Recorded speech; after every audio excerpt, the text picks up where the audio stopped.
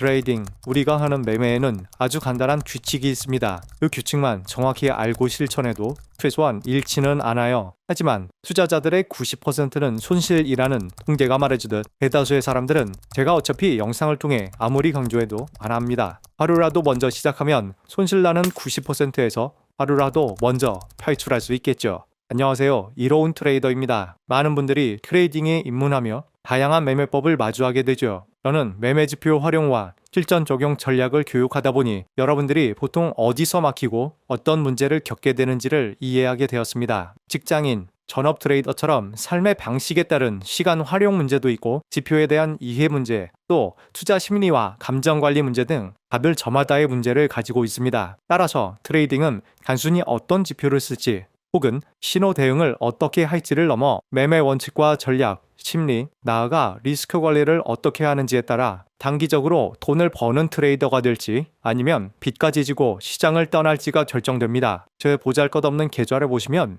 이제 입문하신 분들께는 좋은 목표치가 될 거라 생각합니다. 코인 트레이딩에서는 한국에서 테더 스테이블 코인을 매수해 해외 거래소로 보낸 내역을 보면 제가 시드로 사용한 원금의 규모를 확인할 수 있죠. 작년 11월 29일 1,100만 원을 내보냈어요. 여기 1달러는 시스템이 정상 작동하는지 가끔 테스트용 송금하는 제 습관입니다. 2월 2일 수익 중 2,300만 원 정도를 현금화해서 여행 가는데 좀 썼고요. 또 3월 12일 추가로 3,100만 원 정도를 또 현금화했습니다. 그리고 3월 24일 이때부터는 딱 100만 원으로 매매한 내역인데요. 6월 22일 4,400만 원 수익금 출금까지 이 구간이죠. 이동평균과 거래량을 종합 분석하여 이제 하락이 끝나는 것으로 판단했고 본격적으로 매매한 구간입니다. 3개월간 이 상승폭을 수익화하고 44배 정도의 수익을 만들었네요. 그리고 제 취미생활로 비상장 밈코인을 찾아 조금씩 사두는데요. 10달러는 이 용도였고요. 그리고 8월에 2번에 걸쳐 1,700만 원 현금화까지 기록에 있네요. 전체 시드 사용량은 1,200만 원.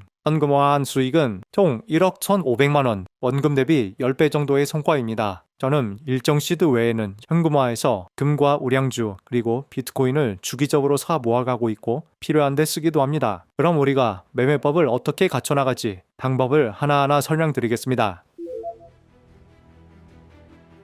우리의 가장 큰 착각은 다음 캔들이 어디로 갈까 이걸 예측할 수 있다고 하는 생각입니다. 아무리 고수라도 이것을 100% 확률로 맞출 수는 없습니다. 말도 안 되는 얘기죠. 그래서 지표가 필요한 겁니다. 이동평균, 거래량, RSI, MACD, 볼린저 밴드, 슈퍼트렌드, OBV 같이 널리 활용되는 지표들은 시장 참가자들의 심리와 돈의 흐름을 수치화한 흔적이죠. 최신 정보를 가공하여 바로 지금부터 가격의 방향을 예측하게 도와주는 도구입니다. 즉, 감이 아니라 데이터를 기반으로 매매하게 만들어주기 때문에 이것을 매매 전략으로 시스템을 만들어 장기간 사용해보면 이런 게 가능해져요. 지금은 85% 확률로 상승 우위인 A급 자리다. 지금은 60% 확률로 C급 진입 자리이기 때문에 베팅을 낮추고 진입해보자. 이것을 흔히 트레이딩 셋업이라 부릅니다. 한국말로는 매매 전략이라 하죠. 장기간 건실히 수익을 올리는 트레이더라면 누구나 자신만의 전략을 가지고 있는데요. 따라서 여러분들이 앞으로 저와 함께 해나갈 것은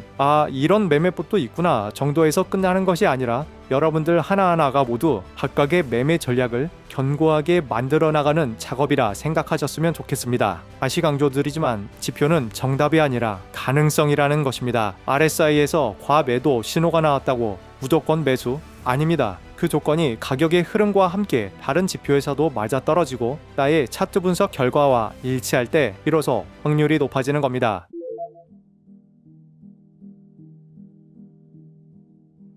예를 들어 RSI의 과매도는 반등 가능성을 알려주죠. 그런데 이때 만약 변동성 지표인 볼린저 밴드가 하방으로 꺾이고 가격이 중심선 밑에서 움직이는 약세 신호가 발생한다면 반등 확률은 낮고 나온다 해도 허약할 수밖에 없습니다. 여기에 거래량 지표인 OBV로 추세의 신뢰도까지 파악하면 대표적으로 상승 후 눌림 자리에서 계속 추세를 탈지 혹은 이대로 가라앉을지 방향을 파악할 수가 있죠.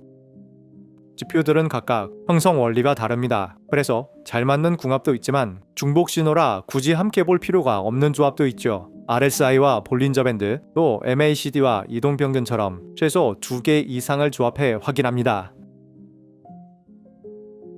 MACD에서 골든 크로스가 떴다고 무조건 롱 포지션에 진입한다면 어떻게 될까요? 챗GPT의 의견을 확인하면 대략 승률이 50% 수준에 머물게 된다고 합니다. 그냥 랜덤으로 홀짝 맞추기 했을 때 승률이 50%죠. 따라서 이 방법을 단독으로 쓰는 것은 MACD란 고급 지표의 활용성을 쓰레기통에 쳐박아버리는 것과 같습니다. 지표는 확률을 높이는 도구이지 절대적 신호가 아니기 때문에 정확한 해석 방법을 이해해야 하고 접근해야 좋은 신호에 강하게 진입할 수 있고 또 애매한 신호도 걸러낼 수가 있게 되는 것이죠.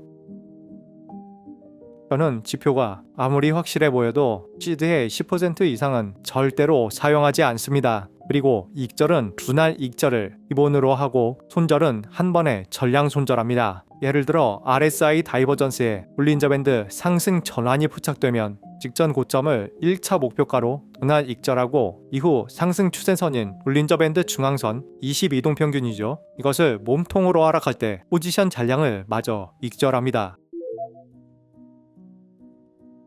첫째, RSI 다이버전스 신호와 거래량 조합입니다. 하락장에서 가격의 저점은 내려가지만 RSI의 저점은 올라가는 상승 다이버전스를 만들면 추세전환 신호일 가능성이 큽니다. 하락이 멈추고 횡보 또는 상승으로 바뀔 수 있죠. 그런데 다이버전스 발생 후 가격이 곧바로 오르지 못하고 하락 추세를 이어가 버리는데요. 그래서 거래량을 확인하면 지금이 진짜 바닥에서 나온 다이버전스인지 신뢰도 높게 확인할 수 있습니다. 이전 저점보다 이번 저점에서 매도 거래량이 많다면 아직 시장에 매도 물량이 많이 남아있다는 뜻입니다. 반대로 이 자리들처럼 하락 저점에서 거래량이 점차 줄고 있다면 매도 물량이 거의 소진되었기 때문에 방향 전환의 신뢰도가 높아지게 되는 것입니다. 그리고 RSI 다이버전스는 이렇게 짧은 구간 내에서 발생하게 되면 단기 반등 가능성을 보다 확률 높게 잡아낼 수 있습니다. 둘째, MACD와 200 이동평균 조합입니다. MACD가 시그널선을 상향 돌파하는 골든 크로스가 발생한 동시에 200 이동평균의 방향이 상승 중이고 가격의 이동평균 지지가 확인되면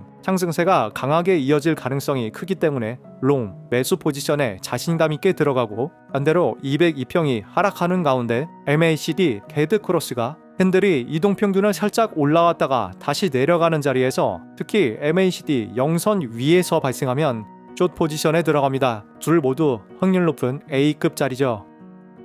셋째, 볼린저 밴드와 슈퍼트렌드 조합입니다. 볼린저 밴드 수축 이후 거래량 없이 가격이 흘러내립니다. 이후 밴드의 방향이 상방으로 바뀌고 거래량이 커지며 가격 분출이 나오는 순간 슈퍼트렌드가 방향을 확정해줍니다. 이 조합은 폭발적 변동성 구간의 시작점을 잡아내는데 유용합니다. 이후 슈퍼트렌드의 방향이 바뀌는 지점까지 포지션을 끌고 와서 익절해줍니다. 레버리지는 약하게 쓰는 대신 손절 허용치를 여유롭게 잡고 긴 추세를 수익화하는데 주로 사용하는 기법이죠. 지금 알려드린 세 가지 방법 역시 전체 흐름을 먼저 파악할 줄 알아야 승률을 높일 수 있고 그 또한 예기치 못한 외부 이슈에 따라 급변할 수 있습니다. 작년 계엄령 사태처럼 말이죠. 좋은 지표를 이해하고 적용하여 수익이 나는 매매 전략으로 세팅할 수 있음에도 불구하고 많은 분들이 지표를 잘 못 쓰는 이유는 크게 세 가지입니다. 첫째, 단일 지표 맹신. 영상 초반에 말씀드린 것처럼 지표의 신호는 가능성을 나타낼 뿐 매매 진입의 기준이 아니라는 것을 반드시 기억하셔야 합니다. 골든 크로스의 매수, 데드 크로스의 매도, 이거는 안 돼요. 이렇게 단순한 방법으로 이 시장에서 돈 벌어간다는 건 비현실적입니다. 둘째, 과도한 레버리지. 확실한 매매 신호가 나온다 해도 최대치로 베팅할 포지션 크기와 레버리지를 반드시 지켜야 합니다. 단 1% 확률로 미친 양봉, 미친 음봉이 나올 때가 있지요. 한 번만 틀려도 계좌가 박살납니다. 셋째, 심리 통제 실패. 이게 치명적이죠. 예를 들어 성공적인 매매 한 번으로 1,000만 원을 벌었다면 보통 이런 생각이 들게 됩니다. 베팅을 키웠으면 1억인데 이런 생각 솔직히 누구나 해보셨을 겁니다. 하지만 이건 매매 원칙에 어긋나는 것이죠. 탐욕에 지배당한 결과는 여러분들도 잘 알고 계실 거라 생각합니다. 저는 신기하게도 대형 악재 사태들은 잘 피해갔어요. 21년 중국 비트코인 채굴 단속 사건, 22년 테라 루나 사태와 FTX 붕괴 등 반대로 24년 비트코인 ETF 승인 이후 5년간 발생한 의외의 하락에서 큰 손실을 겪었었죠. 이런 경험 이후로 깨달은 건 지표도 결국 심리와 원칙 안에서만 의미가 있다는 겁니다. 지표는 시장의 언어입니다. 하지만 그 언어를 어떻게 해석하느냐는 트레이더의 심리 상태에 달려 있습니다. 시장 탐욕에 나도 같이 물들기도 하고 공포로 인해 최고의 기회를 놓치기도 합니다. 아무리 좋은 신호도 탐욕이나 공포에 흔들린다면 무의미해지겠죠. 당연해요. 나의 감정에 스스로 휘둘리지 않는다면 그 다음 단계로 소위 말하는 신법을 갖춰야 하는데요. 우리가 중요하다 여기는 신법에 대해 세계 탑 트레이더 데이브는 이렇게 말합니다. 나에게 맞는 매매 전략을 갖추는 것이 곧 신법이다. I don't really pay attention to it. I don't look at the P&L. I trade the move. I trade the system. Whatever it is that price gives me on that, that's what I walk away with.